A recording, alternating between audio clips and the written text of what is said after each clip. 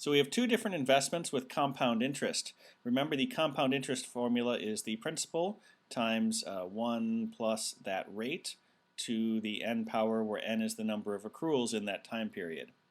And we do have these numbers for these two guys, or some of them anyway. So for the Brown Company investment, that's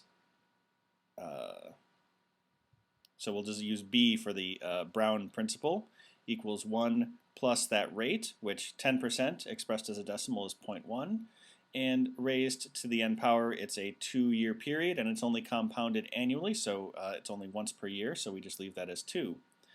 And so we multiply, or we simplify this. This ends up being the principal that you start with in the Brown one times 1.21. That's 1.1 quantity squared. The Green Company or corporation has a different rate, 20%, so 1 plus 0.2, but still compounded annually, so it's still squared. This one, 1.2 quantity squared, it's like 12 squared, right? But with a decimal point in a different place. That's G times 1.44. And we're trying to find the point at which Rita, by investing in the Brown Corporation, or Brown Company, if she wants to invest in the Brown Company, how much does she have to put in as the principal for B to equal the amount that Fernando puts in at that higher rate of return? So we can just set the two expressions as equal.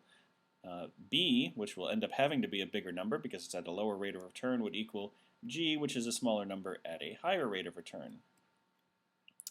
We can cross divide, and we end up with B over G equals 1.44 over 1.21, and when you divide it out, it equals 1.19, which means that the ratio of B to G, the Brown principal in investment, that the ratio of that to G has to be 119% of it, or 19% more than the rate that Fernando is going to be investing. Answer choice C.